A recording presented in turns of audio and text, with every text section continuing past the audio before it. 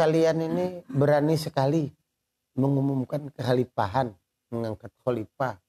Kok berani sekali? Apa ndak tahukah syarat-syarat khalifah itu? Tidak pernah bacakah? Bagaimana seharusnya seorang khalifah itu? Mengangkat baiat kepada khalifah itu ndak sembarangan. Kenapa kalian ini kok berani sekali membaiat seorang khalifah? Saya bilang pertanyaan ini sudah ditanyakan kepada saya dulu waktu sekitar tahun 2000-an. Tahun 2000 itu sekitar berapa tahun yang lalu? Sudah 20 tahun yang lalu. Dulu masih jauh lebih tidak ada apa-apanya kekhalifahan yang kita umumkan itu dibanding sekarang. Sekarang sudah kelihatan perwakilannya dari ujung Aceh sampai Papua sana sudah ada perwakilannya. Di seluruh Indonesia ini bahkan di luar negeri sudah ada perwakilannya. Dulu tahun 2000 itu belum ada apa-apanya, baru 3 tahun diumumkan. Sudah ada yang tanya begitu. Kemudian saya jawab, karena dia membandingkan dengan satu organisasi lain yang sudah usianya puluhan tahun, belum mengangkat seorang khalifah pun, sementara kita baru mulai sudah mengangkat seorang khalifah, kok berani sekali. Saya kemudian mengajak berpikir. Saya bilang, kalau ada orang yang berani, sebenarnya kemudian kalau ada orang yang berani dan ada orang yang takut, sebenarnya yang perlu dipertanyakan itu orang yang takut, bukan orang yang berani. Kenapa kok sudah sekian puluh tahun belum berani juga mengangkat seorang khalifah? Itu kenapa? Itu yang mesti dipertanyakan. Katanya mau khilafah, tapi sudah sekian puluh tahun kok enggak ada khalifah-khalifahnya. Apakah sungguh-sungguh, apakah bohong-bohong, cuman menipu umat saja, atau bagaimana ini kok? Bagaimana kita mau bilang sama umat bahwa mereka itu betul-betul berniat mau menegakkan khilafah? Kok sudah sekian puluh tahun enggak ada khalifah-khalifahnya? Tidak seorang pun khalifah yang diangkat untuk dibaiat. Takut. Oh ya, kita khawatir karena begini, karena begitu. Nah, sebenarnya yang takut, yang khawatir itu yang perlu kita pertanyakan. Kalau yang berani itu, saya bilang orang biasanya berani itu karena benar. Karena dia merasa benar, maka dia berani. Orang kan berani karena benar. Allah bilang orang itu kalau sudah imannya kuat, cocok, amalnya soleh, nggak ada takut, nggak ada sedih. La khaufun alaihim walahum yahzanun.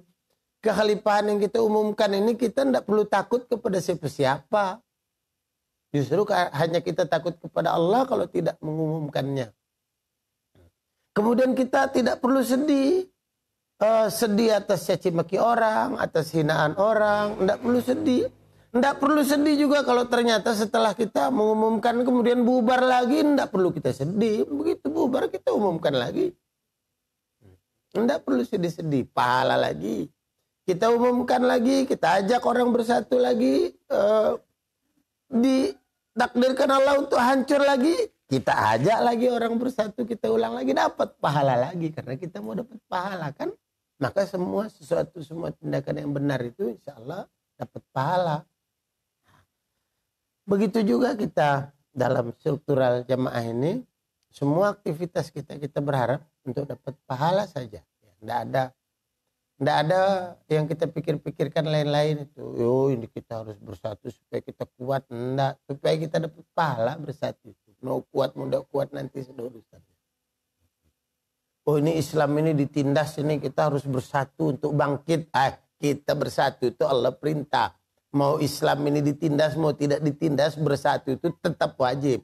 Bukan karena Islam ditindas maka kita wajib bersatu. Tidak. Jadi karena Allah perintah bersatu maka kita wajib bersatu, itu saja sudah. Dan bersatunya yang cocok dengan tuntunan din ini, yang dikehendaki oleh din ini, yang dicontohkan oleh Rasul dan para sahabat, insya Allah. Selanjutnya ikhwan fillah, kita yang sudah bersatu ini semoga istiqomah. Nah, kalau tetap istiqomah kita, enggak perlu takut. Pokoknya enggak perlu takut apa saja ancaman kah itu kan enggak perlu kita takut. Kalau Allah takdirkan dengan kita melakukan apa yang Allah perintah itu, kemudian kematian menjemput kita, wow itu sesuatu yang sangat istimewa. Saya sering sampaikan, kita setiap hari bangun subuh-subuh, dingin-dingin kita mandi, kita wudhu minimal. Terus kita puasa lapar-lapar kita tahan. Siang-siang bolong tengah-tengah matahari itu panas-panasnya kita berwudhu, kita sholat lagi.